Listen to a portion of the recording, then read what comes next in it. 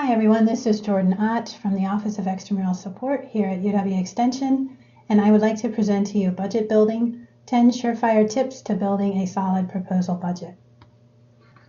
What I'd like to talk about today are the various components of a proposal budget. I'd like to talk about F&A rates and fringe benefit rates, both of these rates that we apply to our proposal budgets. I'd like to review the concept of cost share and how we approach that when we're building proposal budgets. And then finally, I'm going to share 10 key tips for building a successful proposal budget. Finally, my goal is to keep this simple, but also have it be useful. I'd like to start first with a model of the sponsored program's grant cycle. This is showing the various steps that are in the process, from project development to proposal preparation to award negotiation, managing the award and project once we have the funding, and finally ending with award closeout. This cycle is split into pre-award and post-award. The presentation is going to be focusing on pre-award, and while a proposal budget can be developed in any of the first 5 steps of this cycle, mainly we're looking at step number 3, which is proposal preparation. So we have a goal of having successful projects here at Extension, and there are key factors that are involved with successful projects. And one point in having this conversation and this discussion is that we need funding for all of these key factors, which is why we pursue extramural support, especially recently with budget cuts and scarce funding. So sponsored projects and extramural support is an alternative way to bring in additional funds. So key factors that we need in place to be able to have a successful project. We need to have available staff that are also skilled.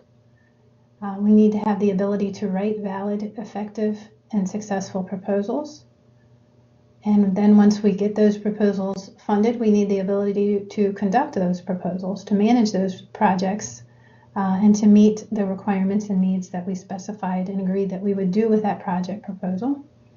And then finally, we need the ability to publish and share the information that we gain from those projects so that we get recognition within Extension, but also for the staff that are involved, our faculty and academic staff, to show that we are capable of following through and creating a great product.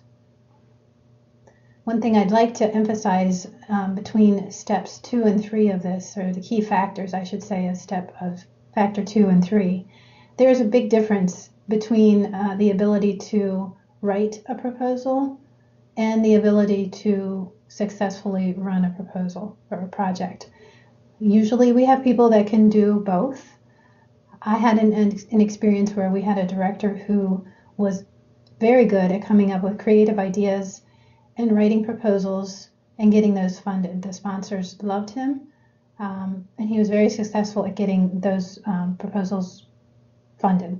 However, once they were funded, he wasn't as excited about running those projects. He was off to the next great idea in writing a new proposal. So we learned pretty quickly that we had to have project staff on hand, additional faculty and project managers who could run those projects. So he was still involved as the director of the projects, but a bulk of the effort went to the other staff who ran the project, which freed up his time to continue to write proposals. So that worked out very well for us.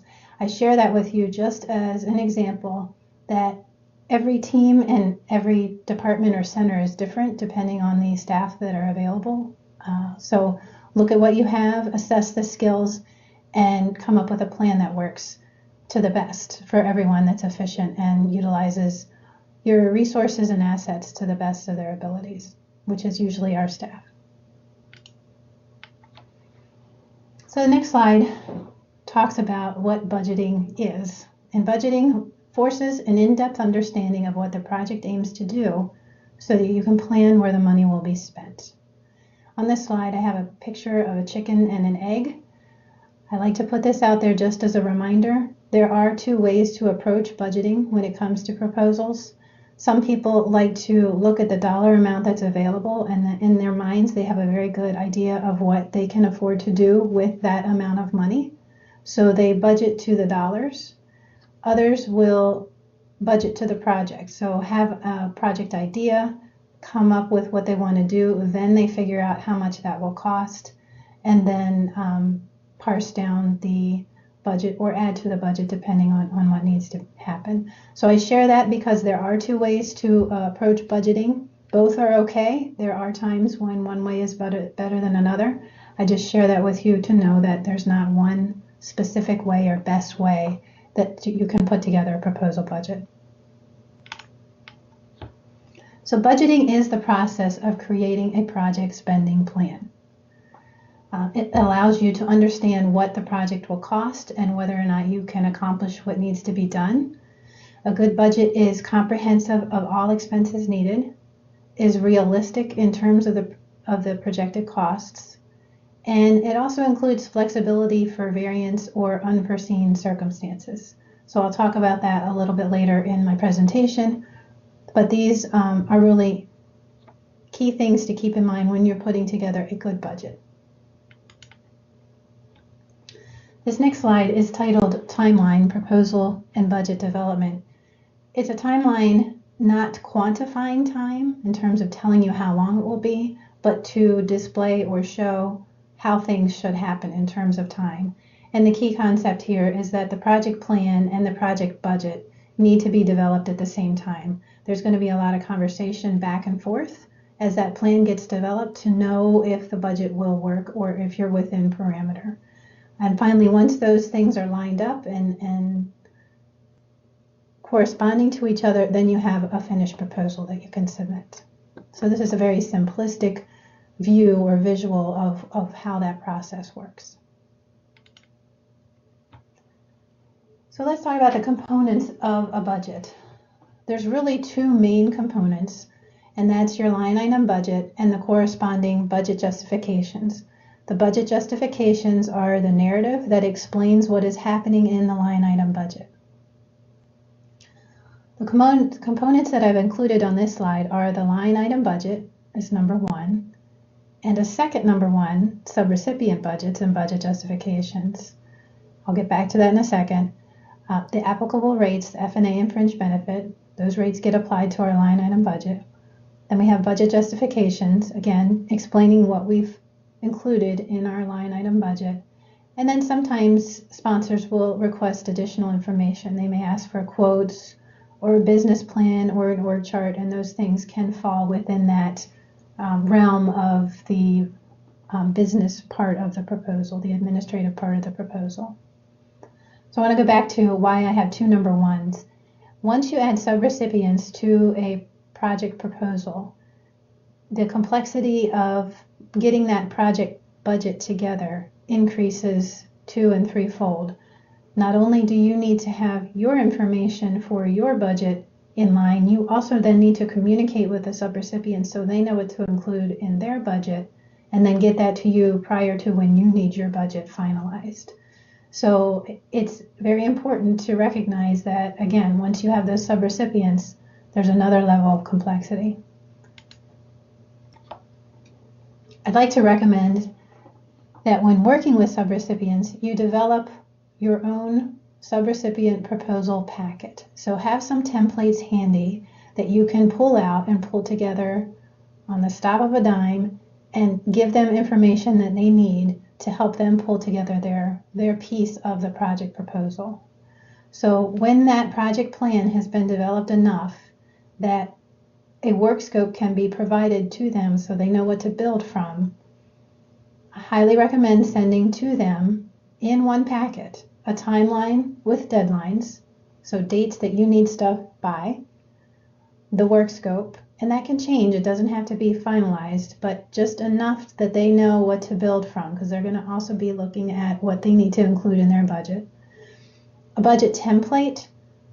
So if the sponsor doesn't already have a form that they'll be using or requiring for a budget template, and you're using one, an in-house form, make sure that that's shared with all of the subs so that you have consistency between those budget spreadsheets so that the reviewers can easily review and know how to compare and contrast those budgets and how to pull them together.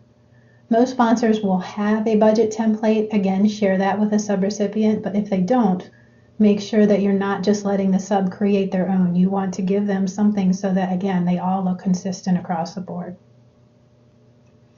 Finally, also share with them required budget items. So if there's required travel, like a PD meeting in Washington, D.C., and there's a limit to what that amount should be, make sure that they have that information and the dollar limit that exists so they can build that into their budget. And then end with a list of items needed for the proposal. So usually we need a letter of support or commitment. We submit that with a proposal. It needs to be signed. We also need the subrecipient commitment form. That's the internal extension form that we have and that we're required to have with uniform guidance that shows that we're doing our subrecipient monitoring. That needs to have a signature from their authorized representative.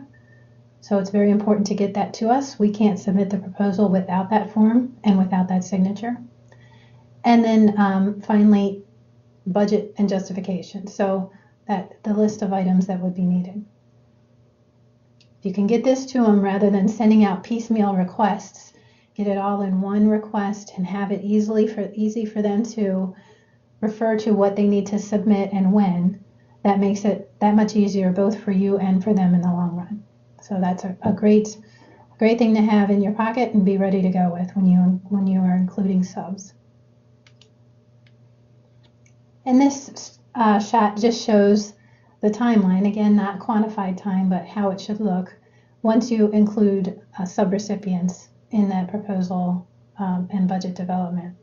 So usually you're going to have more iterations going back and forth as the subs and your project team work together to get that proposal project plan in place and the corresponding budget. But again, once you have the plan and the budget to where they need to be, then you can finish up and polish up that proposal. So let's talk about facilities and administrative costs. They've also been known as IDC or indirect costs and or overhead. So it's had numerous names throughout the years. But really, what is this rate that we apply? Usually people, as they learn about this rate, feel that it cuts into their project funds.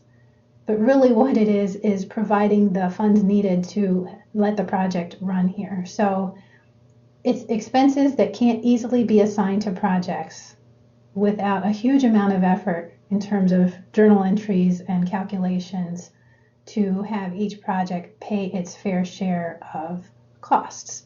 So what are those costs? Those costs are building, heating, light, mail services, HR, my office, the Office of Extramural Support, those general expenses that we need, those administrative expenses that help us run, but we also need to have each project pay its fair portion of those rates.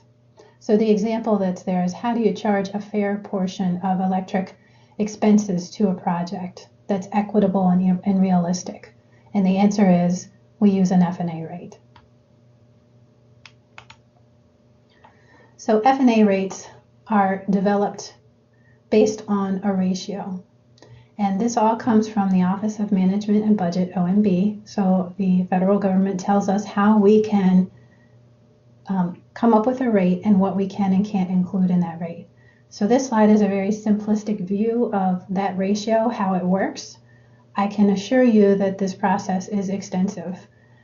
So the ratio includes the facility expenses, again, building, heat, electric, maintenance, cleaning, and then administrative costs. So that would be HR, mail services, purchasing, accounting, the Office of Extramural Support. Those costs are added together, and that's the numerator of the ratio. And then the base or the denominator of that ratio are all the costs that were charged to sponsored projects. So in the same time period, these numbers are calculated, and then we get the rate. So our current rate is 29.5%.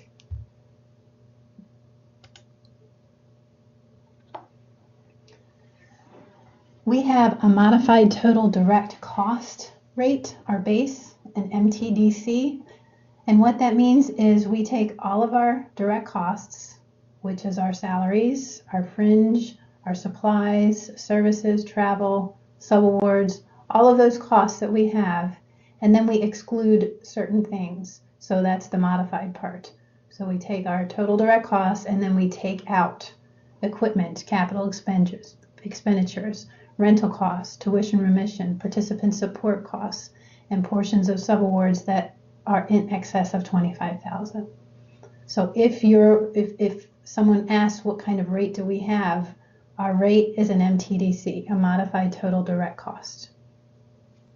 The other types of rate are salaries and wages, and we'll leave it at that. I also wanted to share with you the different rates that we have throughout UW's system to emphasize that our rate is very low, and that's to our advantage when we're looking at collaborating with even within the system and certainly externally. So we have a public service rate, not a research rate. And again, we have an MTDC. So if you look on this slide, you will see that some of the other institutions like Eau Claire, Green Bay, Oshkosh, River Falls, they have salaries and wages. However, our rate at Extension, our public service rate of a modified total direct cost is 29.5%. It is the lowest rate that exists within the system on campus. And I share that because I think that's really important. When people are looking at what they can do to get the most bang for their buck, to get the most dollars pointed towards that project, it is to their benefit to work with us with a 29.5% rate. So again, we have the lowest in the system. I looked at some of the other extension organizations close to us, Michigan, Minnesota, and I think Illinois, and all of it. Again, we still have the lowest rate. It might be by 2 or 3 points, but I think that speaks very well to us. And I would encourage you to make sure that you encourage your faculty and academic staff to keep that in mind as they're looking to collaborate. We'll get more bang for the buck if we are the prime recipient and have that lower rate. One other thing on this too, the off-campus rate, the federal government limits us, caps us at 26%. So our 26% rate is capped. Our off-campus rate probably is more than that in terms of what those costs are, what we incur, but we are limited to cap that at 26%. Then some of the other schools you'll see there have a lower rate. They didn't meet that cap, so their off-campus rate is lower. Next, let's talk about fringe benefits. So fringe benefit rate is very similar to the FNA rate. It is a rate established to cover the expenses that our organization incurs that cover the benefits that are supplied to us. So the rate covers expenses for FICA, retirement, numerous types of insurance, workers' comp, severance allowance, and ERA administration.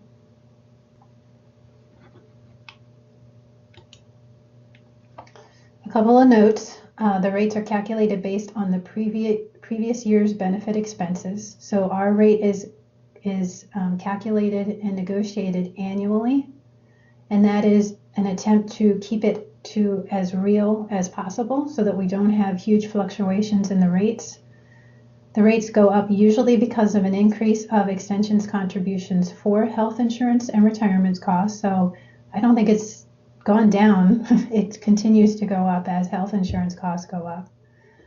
Terminal leave is now incorporated into the rate calculation. So lump sum payouts for staff who have been here a long time are now pooled. This is great. This happened, just started with this fiscal year 16. And what that allows us to do is fairly assess and have the projects pay for their portion of lump sum payouts. Before we didn't have an ability to pool that, and now we do. So I'm very happy to see that. And finally, vacation and sick leave are not part of fringe benefits. They're paid for through salaries and wages. When we do the 20/80 for the hours per year, we cover vacation and sick. So cost share and match. something that we do a lot here at Extension because of the nature of the business that we're in and the funders that we have. They want to see a match commitment from the organization that shows that we're also going to put our money where our mouth is and help a project come through. So cost sharing occurs when the institution redirects its resources to support a specific sponsor project. So in essence, we're subsidizing projects. Match can happen in 3 ways. There can be cash contributions, in-kind or non-cash contributions, and matched funds. And cost share dollars can come from the prime recipients, subrecipients, or third parties. The caution that I want to throw out there for cost share, because I think most people are familiar with this because we do this so much, but the caution that I throw out there is unintentional cost sharing commitments that inadvertently are stated in budget justifications or in the project narrative can legally bind us, if we're awarded based on the wording that's in there, to provide those dollars. Even though we're not acknowledging those as cost share dollars, we would legally be responsible for putting forth those dollars.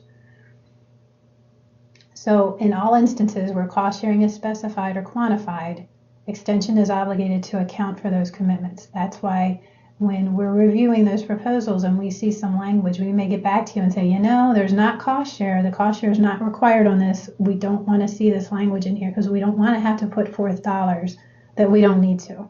Those are our precious resources that are dwindling here, and we want to make sure that we keep them here and only use them when we have to. So some suggested language if we're in a position where cost sharing is not required, but we want to share information that shows that we're giving above and beyond. So I've seen quite a few proposals lately where people say, you know, I don't feel like this proposal is going to be competitive if they don't understand what we're putting into this. I think that this is to our advantage to show that we are putting this forth. And I understand that. However, when their cost sharing is not required, we're going to ask that you use some special language. So I like the third example on this slide.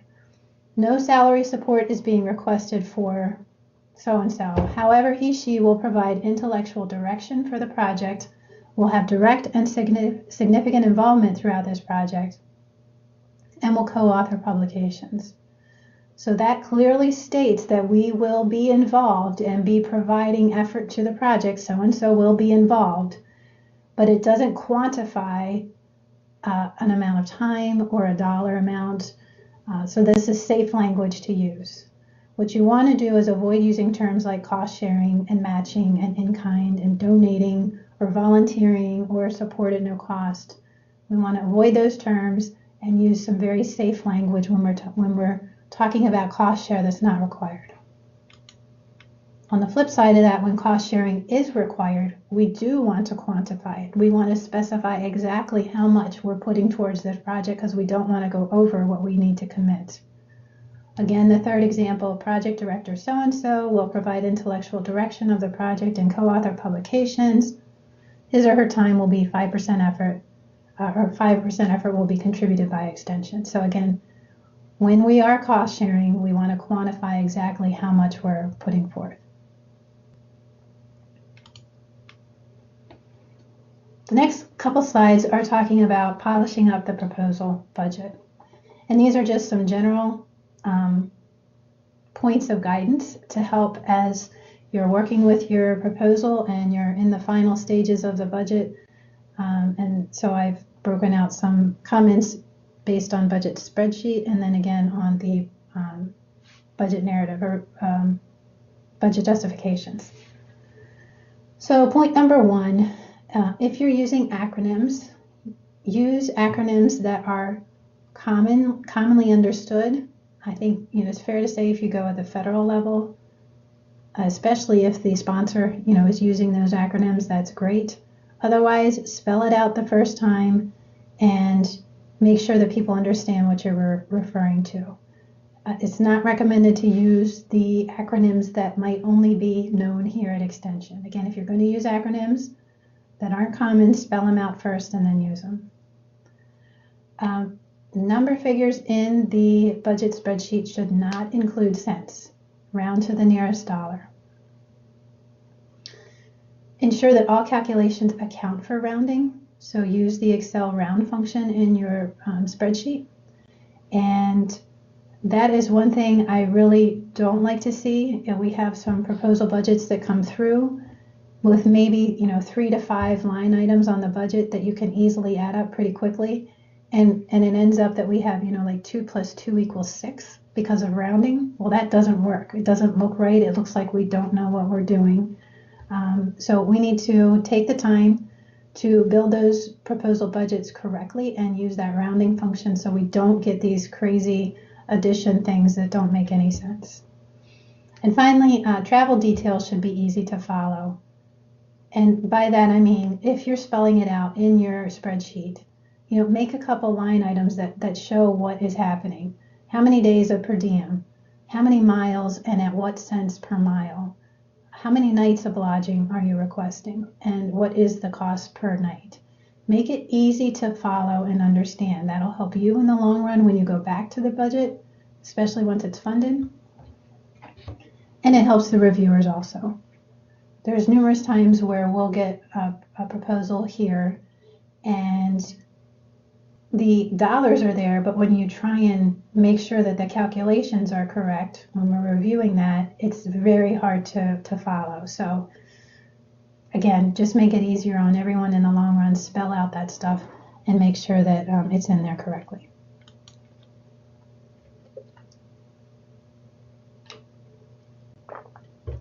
So in terms of budget justifications, very similar comments. Acronyms. Use common acronyms and spell them out the first time so that the reviewers understand what you're talking about. Again, number figures should not include cents, round to the nearest dollar. One thing that I've seen, and I think that it will happen more often going forward, we're being encouraged to collaborate, which is excellent and great. However, there's some who believe that numerous co-PIs on a project make that project look good. And I've always been shown and told, a PI is a PI. If you want to have co-investigators, that's great. But co-PIs, co usually means 2. And we have some proposals that come through with 4 and 5. And I think that is not a good practice because it shows that decision making would be very difficult when you have that many co-PIs. So keep it simple, keep it with a PI and key personnel or co-investigators. There is a real issue with too many PIs, and I think reviewers get that. And finally, same thing that I said for the budget spreadsheet, the travel details should be easy to follow, it should add up, and it should make sense.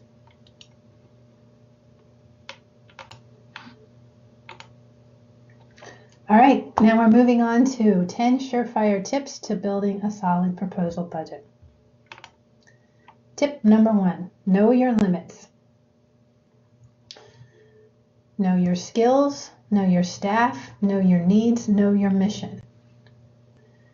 That is all important to ensure that what we're pursuing makes sense, that we can meet the needs of what the sponsor is looking for, and that we have a very good idea of what it's going to take us to do this. So know the limits, know what staff you have available, know their skills, and know where you want to go. Can this proposal build on what you currently have, or is this kind of a new shoot-off that still builds into the main concept, the mission of what you're doing, but helps you grow in a different direction? To just chase after money, to have money to keep people here, ends up hurting us in the long run. And so again, know what your limits are, know what your skill set is, know what your staff are capable of doing and what they have the capacity to do. And then the last point on here, know the least amount of funding that you can do a project for. And if the funder comes back with irreconcilable cuts, turn away the funding. As painful as that may be, it would hurt us. It's kind of like shooting yourself in the foot to take it on just to have the dollars here. Tip 2, gain clear understanding of the funding requirements. So again, sponsors are also going through funding cuts. So there's limited dollars available. And sometimes now what they're doing is saying, okay, we're going to have a PI meeting in DC the first 3 months of the proposal. So understand what is being required within that proposal, within the budget, so that you then have a very clear sense of the amount of dollars that you have to work with, and you have a very clear sense of time commitments and dollar commitments that are being asked for up front. And then I have on here, read the entire request for proposal. So many times people don't read through that, and there's really some pertinent and key information in there. And even if it's a project that you've been applying for 5, 10, 20 years, especially now with uniform guidance, there's still changes that come through. So it's really important to sit down and read through that RFP and make sure that you understand what they're asking for, so that you can respond accordingly. Tip 3, thoroughly plan the project timeline. So once you have your project concept and you know what you're going to do, it's very helpful to sit down and plan out, how is that going to look? How is that going to pan out in terms of time? So build in realistic time frames that allow for the award setup. That doesn't happen in a week or 2 weeks. Sometimes it takes 2 months, 3 months to even get the award negotiated. If there's sub-awards, again, there's a whole nother level of complexity in getting those awards negotiated with our subs so that they can get started. If you're hiring new staff, factor that in. That takes time. That is not a quick thing to happen here. Then once those staff are hired, they need training.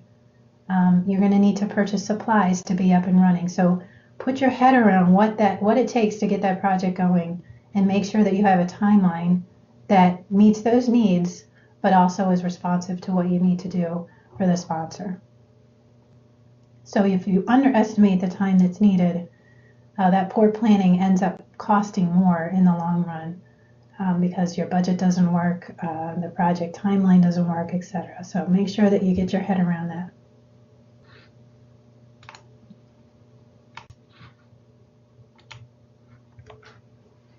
Tip number 4, know where the funds will be spent. So think through the entire project and be sure to budget for everything.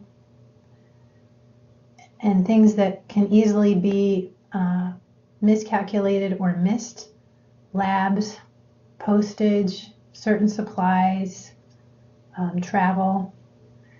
So make sure, again, as you're doing that timeline and you're thinking through the steps and what needs to happen, think through what needs to incur costs, and make sure that those are acknowledged and included on the budget. And so at this point, it's very important for the project director and whoever their local administrator is who's doing that budget building with them to work closely together, share questions with each other, and make sure that you're having those conversations and getting your head around all of the costs that might be incurred. Again, when I worked previously in medical research and we were doing projects, I would sit down with our research studies manager and our PI, and we would talk through that project timeline, make sure that we were thinking through everything and including all the labs and costs and supplies and staff time that was needed. And there were numerous times where, as he was developing that project plan, he would add in, oh, I need to do another, lab here, and might forget to tell us. And it wasn't until we all sat down together and we walked through what was in the budget that we would pick up some of those things.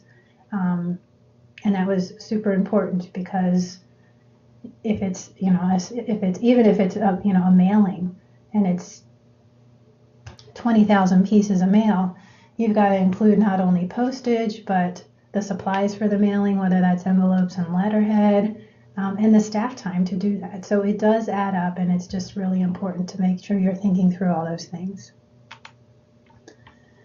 Tip number 5, a little reiterative of tip 4, but make sure that you budget all costs. But kind of the caveat with this is budget that project as if it has to stand alone. And there are times where you're going to have things that can overlap. When you have a center or a department and you're doing similar work and you have similar projects that are funded, there are some cost savings that you can utilize by, shared letterhead or something. But it's really important to make sure that you budget as if the project doesn't have any supplementive funding. So it needs to be able to stand alone, and reviewers understand this, but make sure that you're thinking through everything and getting that onto that project budget. So keep it real and make it match the project plan, but think through everything. And one other note I have on this with a gold star is to include the PI or PD and key personnel costs. One of the things that we do here at Extension is exclude our PI and PD time a lot.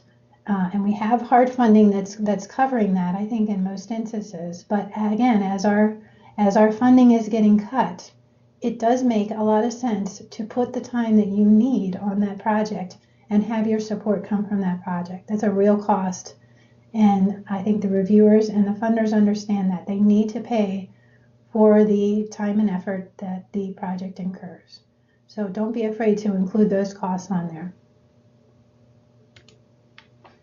Tip number 6, use real numbers and quotes. Now I know it is super tempting when you're given a week or 2 weeks to pull together a proposal budget that needs to be submitted right away. And you don't necessarily have those costs, but it is super important to use real numbers as much as possible. So have cost and quote backup on hand for reference if funded, so you know where you went for prices if you have to go back and find those again, especially if they're super cheap. So you know how much to increase or cut if the budget is revised. It's good to have that solid basis of where those numbers came from so you can easily make those changes that are needed. And then finally, something that's coming, it's not here yet, but I've certainly heard talk of it, is for internal auditing purposes. So our internal auditors reside with UW System, but one of the things they're going to start doing is looking at auditing our proposal process. So they want to know what are we doing and where are we getting numbers from that we're including in our proposals. And that's not a bad thing, and I'm not saying that to scare anyone, but it's real. So we need to have those numbers be as real and close to reality as possible. Tip number 7, build in realistic padding, but keep it real. So I always refer to this as creative accounting, and there are some tricks to the trade that you can include in your proposal budget that help you build a little bit of wiggle room with some funding. So one of the things that I did a lot previously was put in senior staff on my project budget, knowing that I would be using more junior or new staff.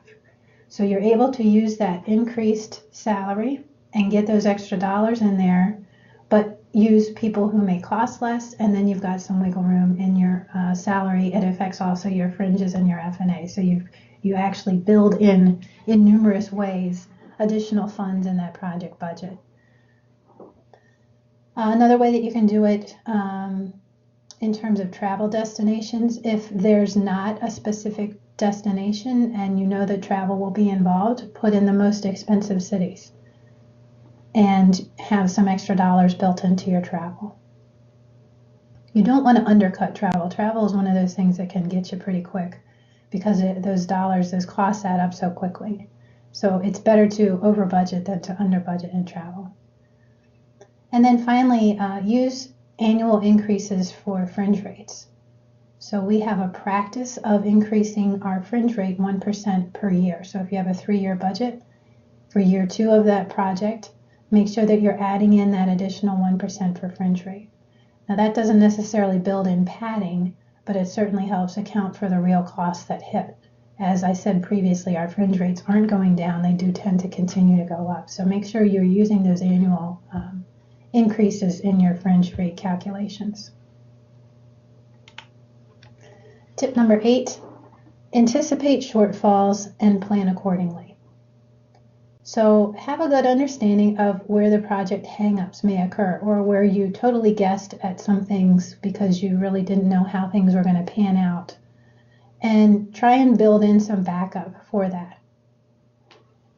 So an example of that might be, let's see, you were anticipating providing some training, you weren't able to secure a rental facility, you're concerned that the cost may be extensive, so put in 2 plannings of facility. I think that's a bad example, but point is to think through where you are not quite comfortable of your project plan and try and build some things into the budget that you can justify. They still need to be justified, and you can do that so that you have that a little bit more flexibility with what you can do. You're going to anticipate where there might be shortfalls and make sure that you can get those covered.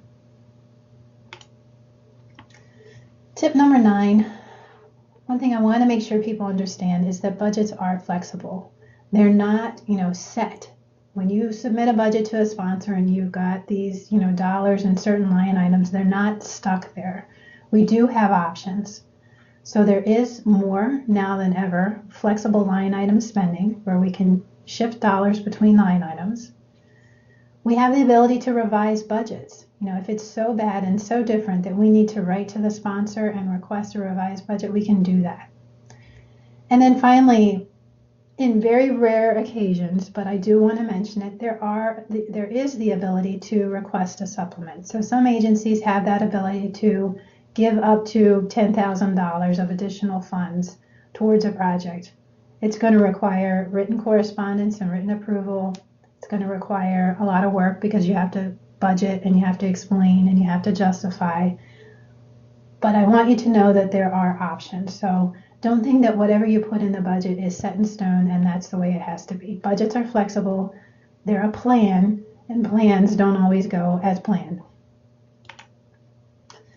Tip number 10, make the most of budget justifications. And I really want to emphasize this. I know when I had to write budget justifications, I hated it. It was kind of like the worst thing to do.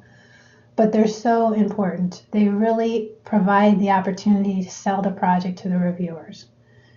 You've got your budget, you've got your dollars. Now's where you're talking about how you're going to do what you're doing with the funds that you have, with what you're requesting. And with most budgets, 70% or more of the project budget is staff.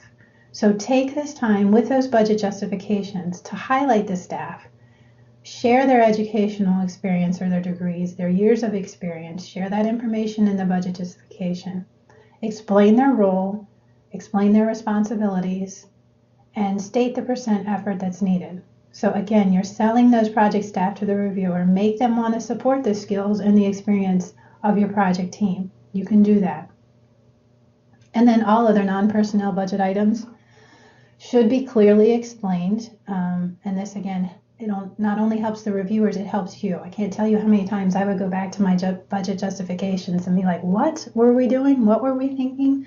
And thankfully we had documented it in the justifications and it was right there. So it helps you in the long run too. So, thank you for your time, and that's the end of this presentation.